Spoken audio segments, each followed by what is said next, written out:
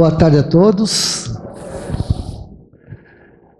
Há 2000 anos atrás, mais do que 2000 anos atrás, um espírito da 15ª geração ou dimensão se preparou para chegar até o nosso planeta.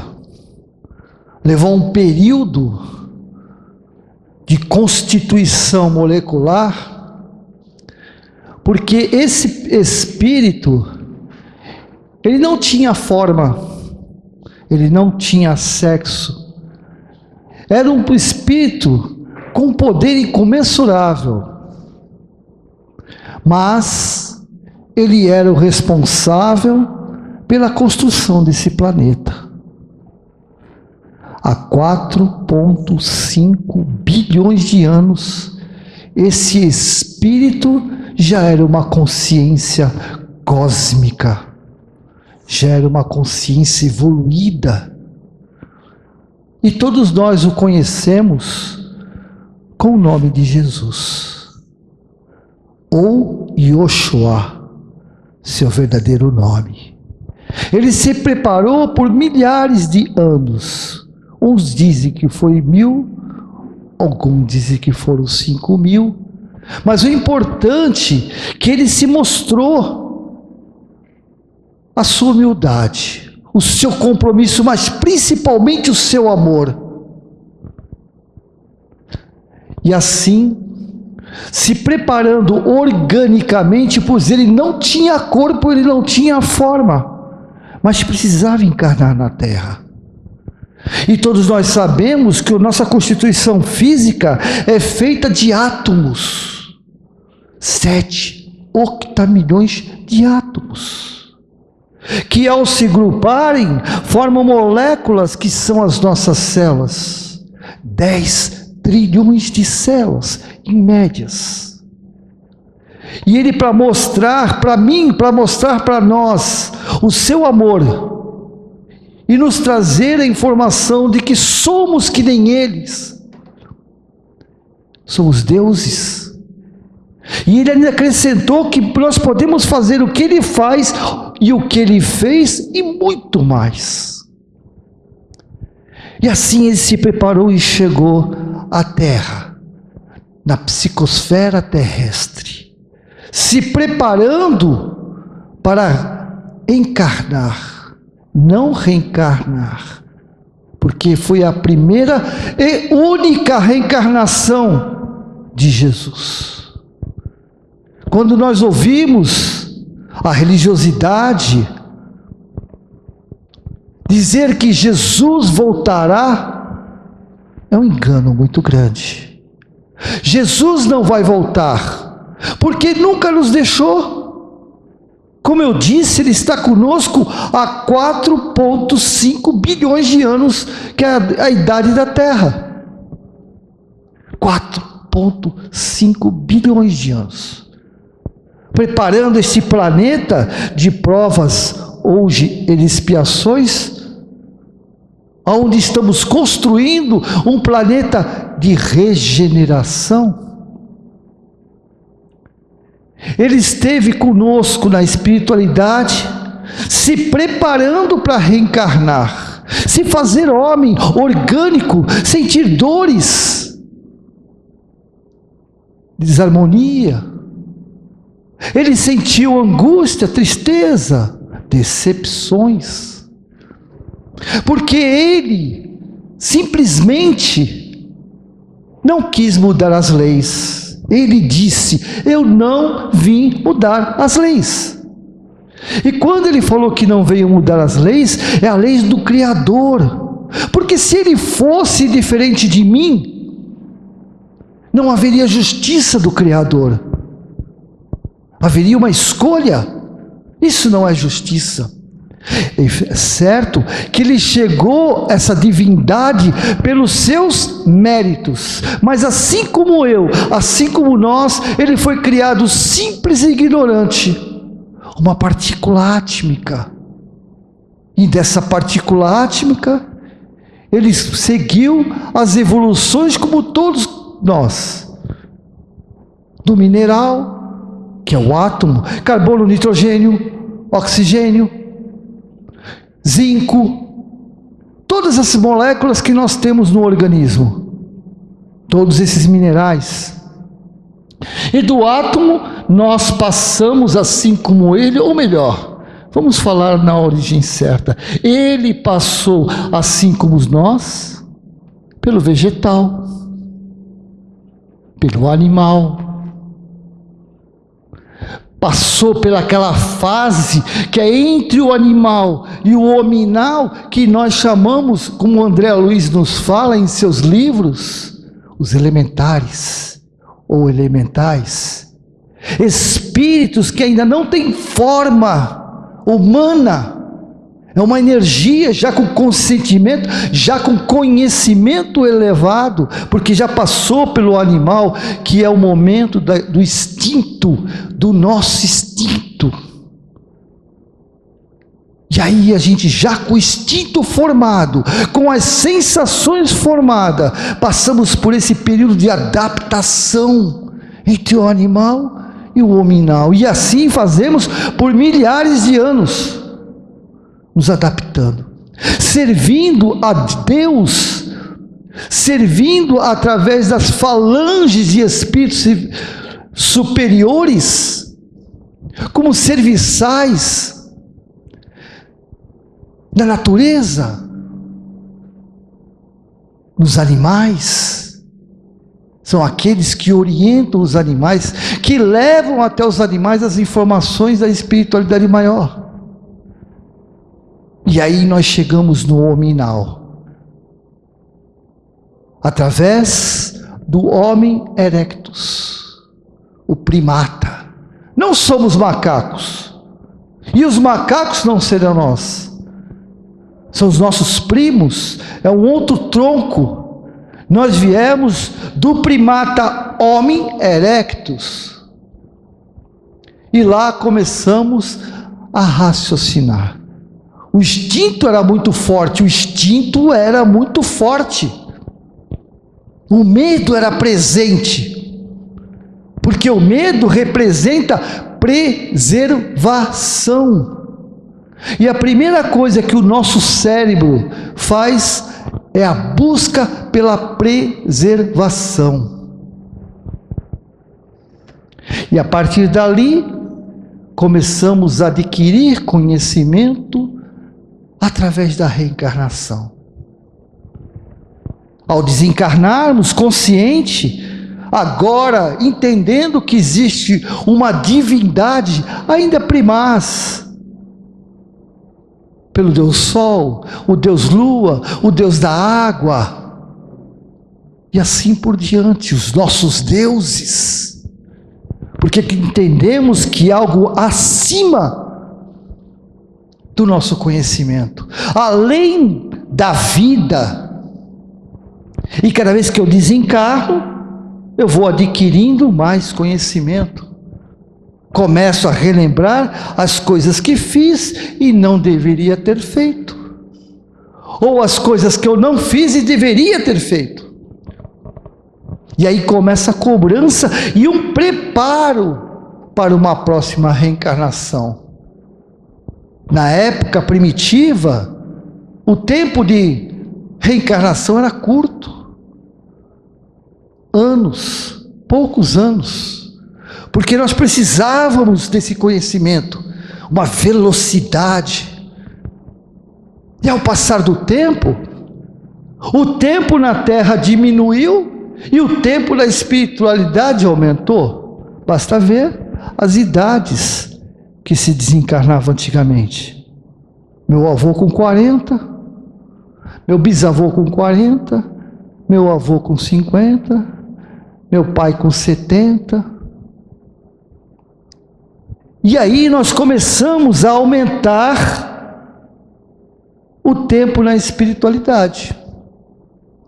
Ao desencarnarmos, a população nova, que somos nós, que estamos num processo de prova e expiações, com o pezinho já dentro da regeneração. Por isso que hoje espíritos centenários e até milenares como os babilônios estão encarnando, como Nabucodonosor, porque esta é a nossa última oportunidade. Nós estamos na última oportunidade de decidir se realmente queremos ser pessoas melhores. E eu não estou falando de crenças, viu? Não importa se você acredita em Deus, se não acredita, não importa se você acredita em Jesus ou não acredita, se você é católico, evangélico, espírita, ateu, não importa, porque isso são religiões, são portais que nos levam à nossa essência divina, porque nós, toda a criação é a imagem e semelhança do seu Criador. Todos nós somos bondosos, generosos, justos, fraternos, solidários. Todos nós somos, porque nós somos a extensão de Deus. Mas alguns de nós não estamos. Estamos orgulhosos, vaidosos, rancorosos. Estamos vivendo na criminalidade, na imoralidade. Decisão nossa, exclusivamente nossa. Jesus, quando esteve aqui, após todo esse trabalho, aonde 4 espíritos vindo de Sírius, um dos planetas mais evoluídos, que é um planeta ditoso, foram convocados para fazerem parte da família de Jesus. Joaquim, Ana, mãe de Maria. Maria e José, mãe de Jesus, encarnaram em nosso planeta com uma missão maravilhosa de dar oportunidade para que esse Espírito pudesse nos salvar. O Messias já foi anunciado milênios atrás. Profetas, como é o nome dos médiuns da época, vieram anunciar. Ele, Jesus, falou: podem preparar a terra. Milhares de anos antes, preparem, porque eu vou ajudar o meu povo, os meus irmãos. E assim chegou a mensagem, milhares de anos, em vários continentes, em vários países, cada um com a sua linguagem anímica, falando a mesma coisa, igualmente, diferentemente. Messias, ou sei lá, qualquer outro tipo de informação, mas que viria um Espírito salvar a humanidade. E Jesus chegou à Palestina, não porque ele era judeu, mas porque na época, essa filosofia, essa religião era muito presente. Eram aqueles que estavam mais perto da coligação com Deus. E aí ele se fez nessas tribos de Davi, como alguns falam. Mas a finalidade de Jesus era uma só. Primeiro, trabalhar por si, fazendo com que o seu processo evolutivo, porque como nós, é um espírito que está evoluindo constantemente. E assim como nós temos um compromisso apenas, conosco. Buscar me tornar uma pessoa melhor, remover as minhas má tendências, as toxinas do orgulho, da inveja, da cobiça, da arrogância, da prepotência. E assim é a nossa vida. Ao encarnarmos, encarnamos direcionado ao nosso projeto encarnatório, que depende só de mim, não depende de meu pai, não depende de minha mãe, não depende dos meus irmãos, da minha esposa, dos meus filhos. Os nossos pais são peças fundamentais em nossas vidas, importantíssimo. Não importa se ele é alcoólatra, se ele é mulherengo, se ele é egoísta, se ele me bate ou não bate, se largou minha mãe no abandono. O que importa é que na espiritualidade ele criou uma ligação comigo, mesmo que não seja afetiva, mas a ligação de responsabilidade, de me dar uma oportunidade de reencarnar. E lá, junto com a minha mãe, também pouco importa com os seus caprichos, suas vaidades, suas má tendências, porque esse problema de minha mãe, problema de meu pai, é de meu pai e da minha mãe, não é meu. Eu não tenho nada a ver com o que ele faz.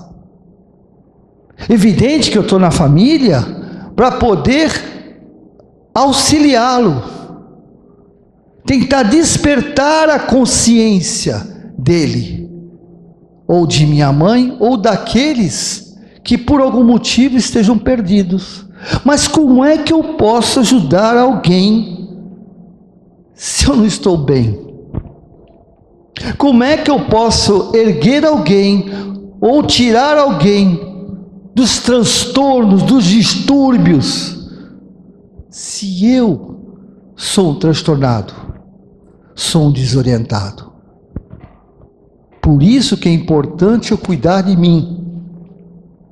Não estou falando para abandonar as pessoas, não é isso. Muito pelo contrário, eu faço isso pelas pessoas, porque eu me fortalecendo, automaticamente aqueles que precisam do meu colo, da minha ajuda, eu estarei pronto, preparado para suportar as dores deles, não absorver as dores, porque isso vai me fragilizar também, mas sim suportar e tentar orientar.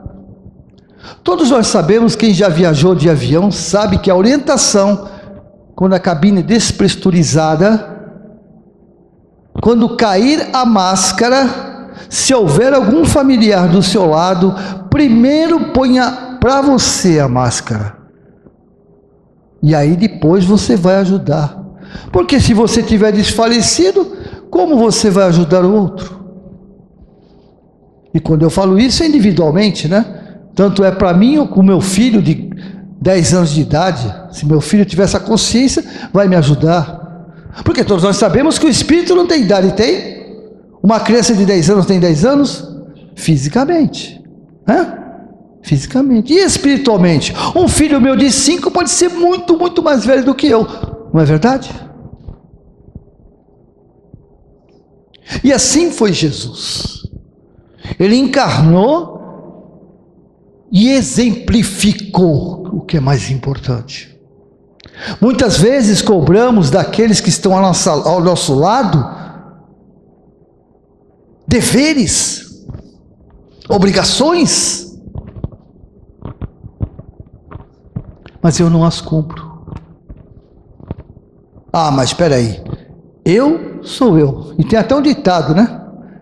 Faço o que mando, mas não faço o que eu faço. Tem lógica isso?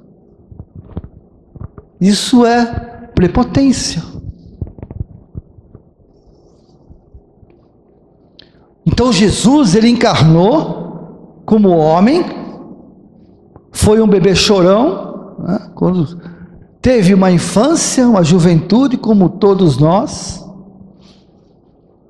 estudou com os sumérios, cumpriu as exigências religiosas da época, esteve nos templos, apesar de já conhecer tudo que nós conhecíamos, ele já conhecia, estava lá na frente, Jesus estava, assim de uma forma até, de uma forma que não é lógica que eu vou falar, né? Muito infantil. Jesus, ele tinha vários bacharéis, né, bacharelados, e foi dar aula no fundamental, falando a linguagem do fundamental, por respeito. Então ele veio falar a nossa linguagem. Volto a reforçar, eu não vim mudar as leis.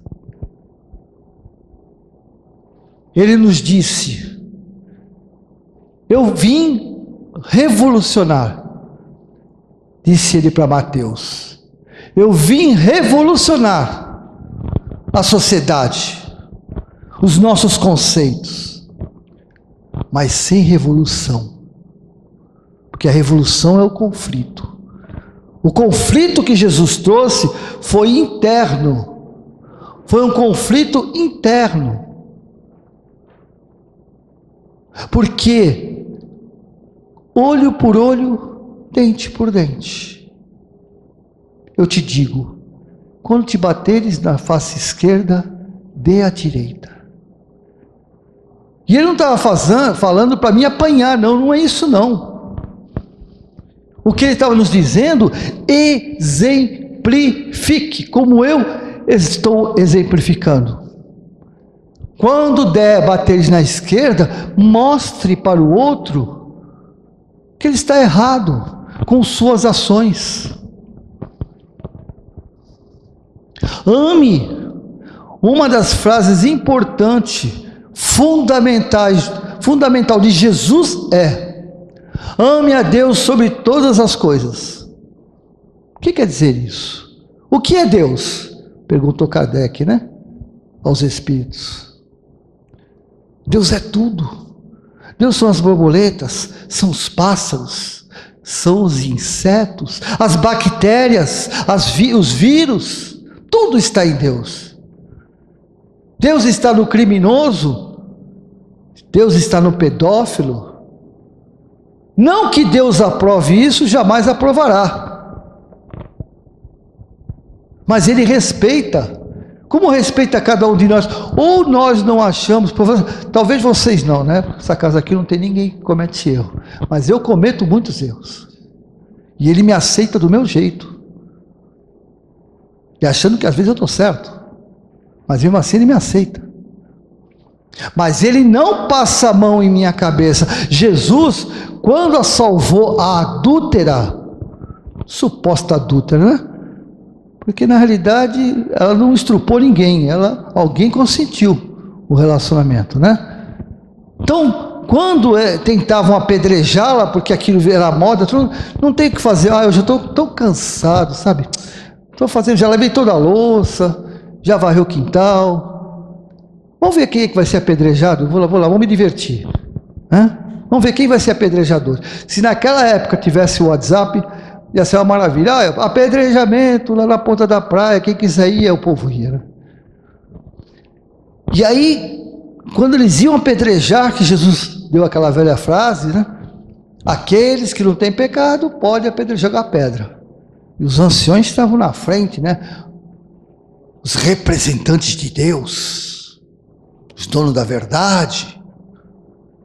Mas, sempre há um mas com Jesus.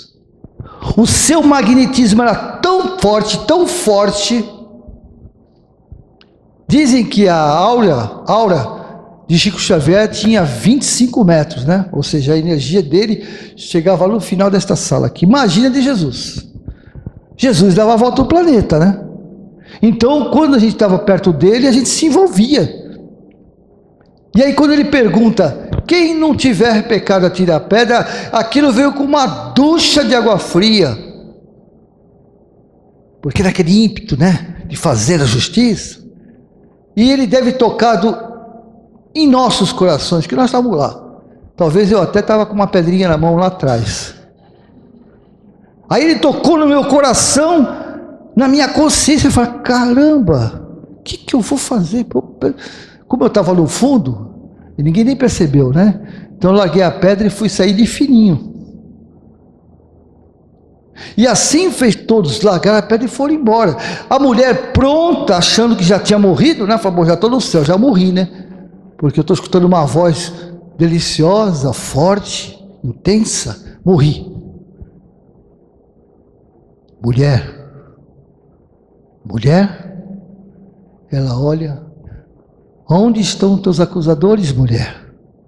Ela olhou espantada, foram embora, não me julgaram, não me puniram. Pois é, nem eu, falou ele, nessa palavra forte, o Messias, o governador planetário, o Rabi, vou te julgar.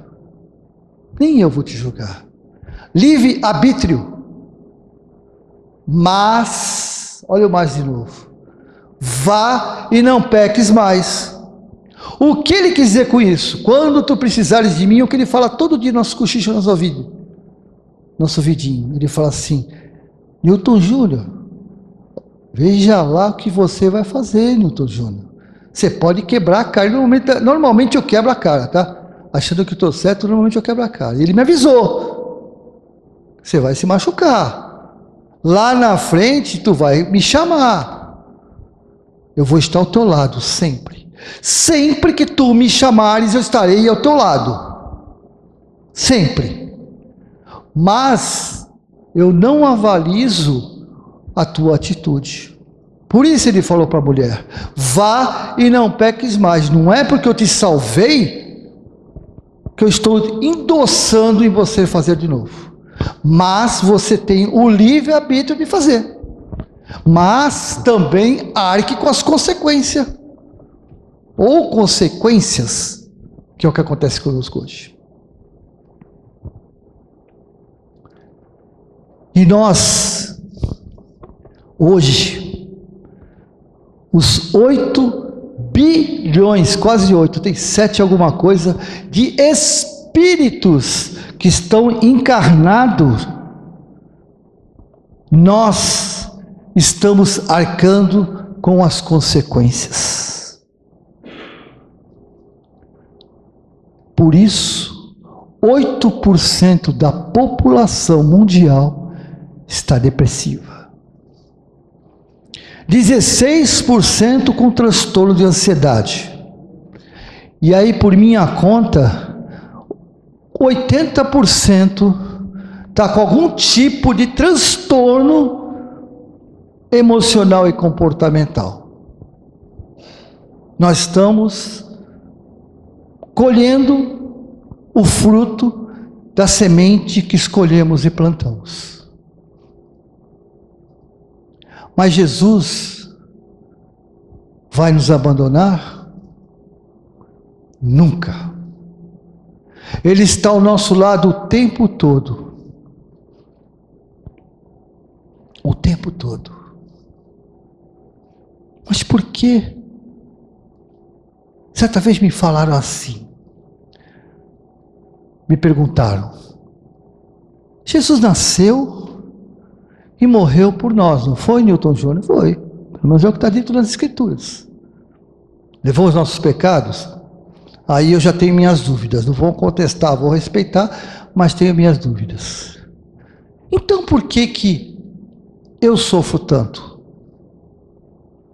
Se ele fez isso por mim? A resposta é simples. Primeiro, que ele não levou meus pecados. Segundo, que ele não fez isso por mim. O que ele fez foi nos trazer a informação de que ele era o caminho ao Pai, só através de mim. Por quê? Ele é muita arrogância, prepotência? Ele se achava o popstar, né? Não, porque, como eu falei logo no começo, o exemplo que Jesus nos deixou é o caminho. É isso que ele veio fazer aqui. Muito simples, exemplificar. E aí nós começamos a complicar. E nos afastamos da verdade que Jesus nos trouxe. Por isso que nós estamos exatamente aonde nos colocamos. Fazer prece, oração, dezena, trezena, tudo que é ena, só vai abrir portais para que amigos espirituais, em nome de Jesus, cheguem até nós e nos mostre o caminho. Apenas mostre o caminho. Só isso. Porque a decisão de seguir por ele ou não é minha. Para encerrar,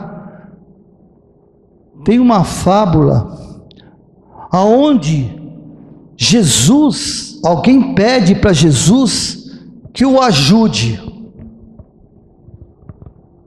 E ele desfalece de tanta dor, de tanto sofrimento. E quando ele acorda, ele vê as pegadas. E lá diz: quando estivesses sucumbindo, eu te peguei no colo e te levei para o outro lado. Não, isso não é verdade. Só havia uma pegada, porque Jesus mostrou o caminho.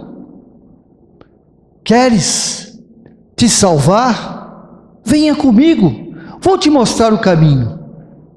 E naquele momento, pela dor, porque só através da dor que a gente chega até Jesus, não que Jesus queira, mas nós é que queremos.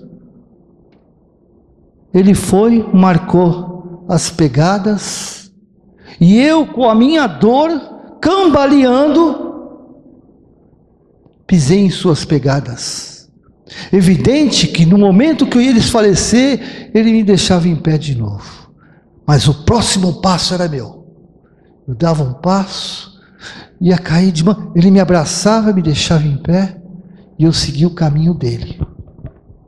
E é isso que nós estamos vivendo hoje.